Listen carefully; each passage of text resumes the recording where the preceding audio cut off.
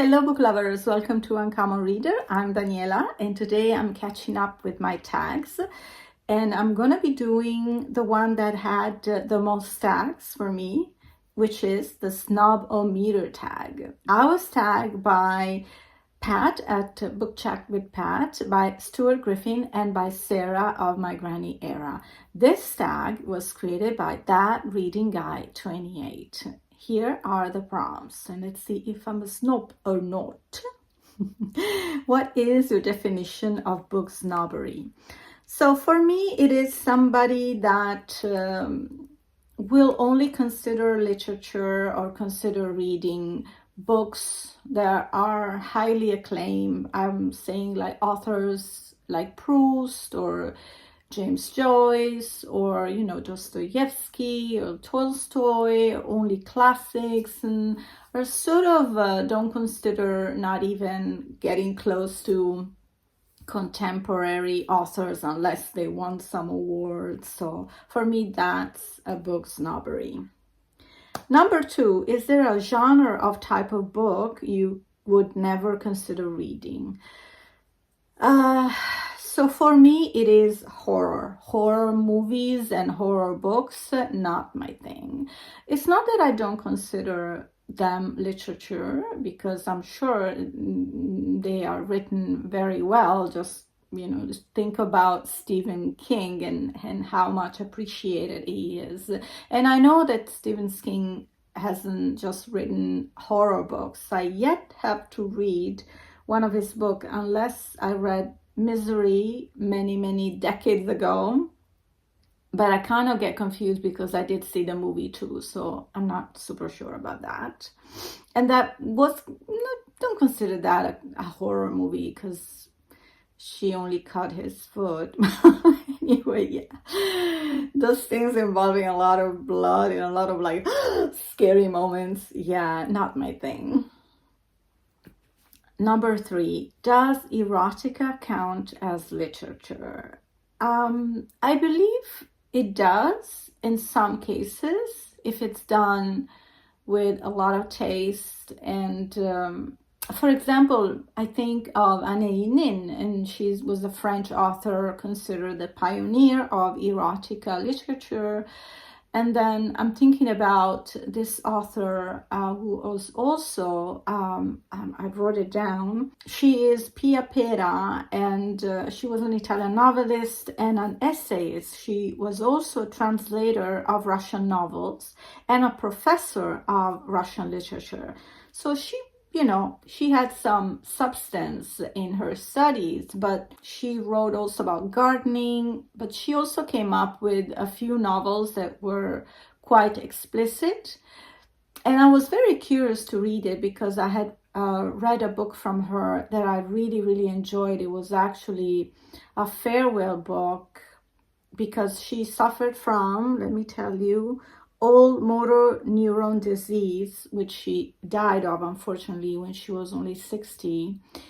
And she wrote this beautiful romantic book called I Haven't Told the Garden Yet, because when she realized that she was going to die, and she has always been like someone that traveled a lot, full of life, and at that moment in life she decided to retire in a Tuscany house. Having been always interested in gardening all her life, she finally dedicated her last year to curate this beautiful garden. And in this book she wrote, she really told the story of her illness without pity. So she was very ironic about it as well.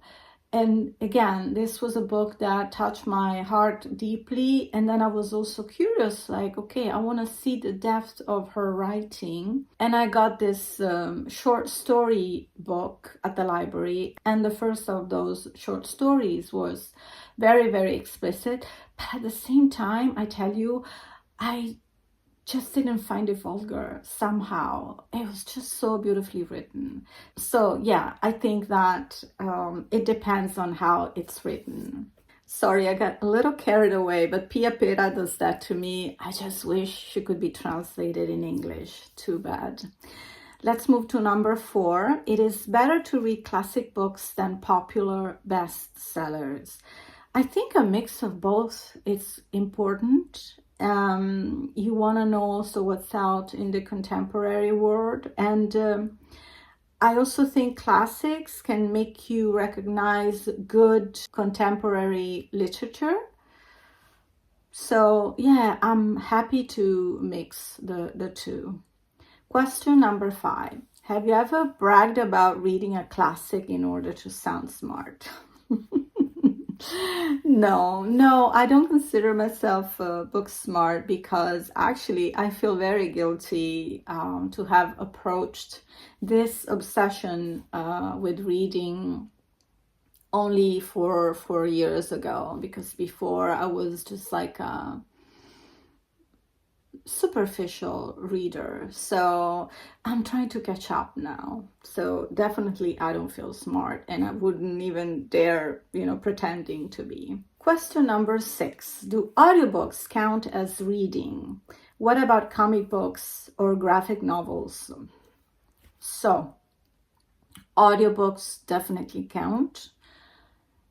If I couldn't see, that's what I would rely on. And as far as graphic novels and comic books, they do, maybe teenagers, that what they use, or sometimes I've seen big classics turned into graphic novels, and it's kind of like refreshing your mind with the story.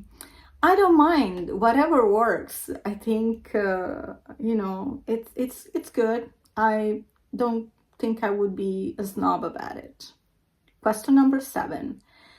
Have you ever looked down at someone for reading a popular fluff book? A book with little substance to it, for example, a self-help book or celebrity memoir.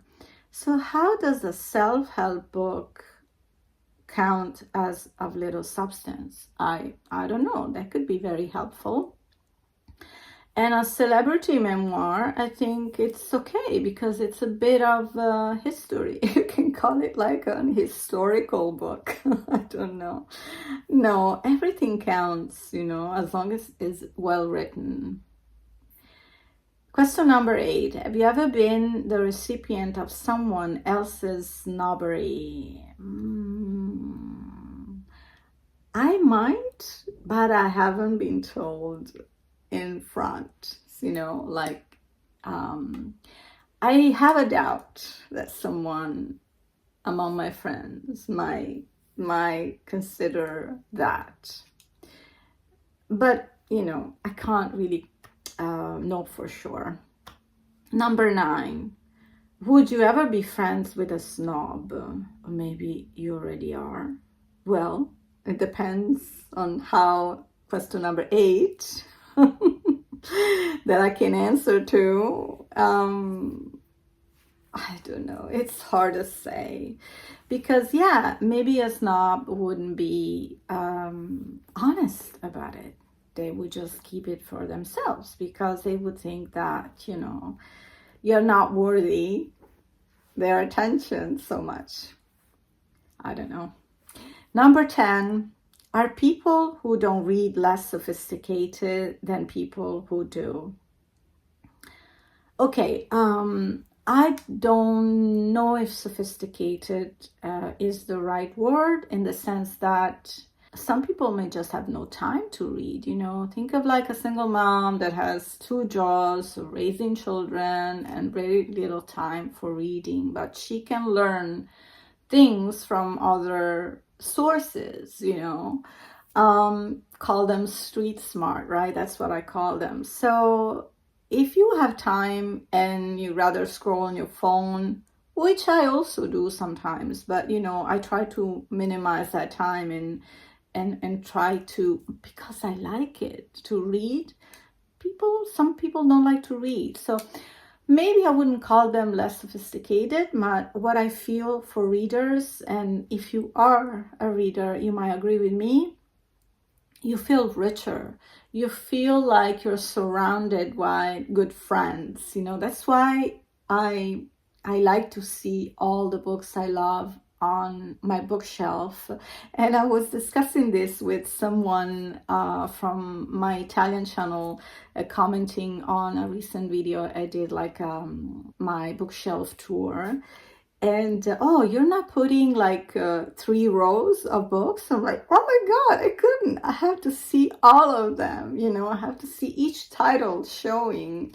So I'd rather have less books, but they can all be visible, like, you know, like a picture from a friend. So I feel that we are richer. But again, other people can find richness in, you know, spending time with animals or in nature, and that's also enriching in some sort. So I think we should be a little tolerant and feel lucky that we like to read, and we are transported in so many places and learning about many things. There are fictional, sometimes a little bit of historical facts that you can either remember or forget after, you know, a month or so you have read the book. So yeah, it's so hard to answer these questions, and I can't answer this one either. Number 11, measure yourself. Based on your answers to the previous 10 questions, would you qualify as a book snob?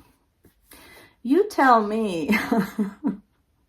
I think I'm not, but it would be good. You know, maybe you've gotten so far and you can answer it for me. I don't like to brag. And of course, we have an option to tag other booktuber friends, which I will do in the info box. And please forgive me if you have done this tag before and I still tag your channel. This tag is being out for a while, so I might have missed to watch a video. But if you did do this tag and I tag you, let me know, so I'll go and find it and enjoy your responses. And if you don't have a channel but would still answer some of your questions, do so in the comments. This concludes today's video. I hope you enjoyed, and I'll see you soon here on Camel Reader. Thanks for your support. Subscribe and hit that notification bell, because I don't publish in any day. I just can stumble here unannounced. So see you soon. Ciao.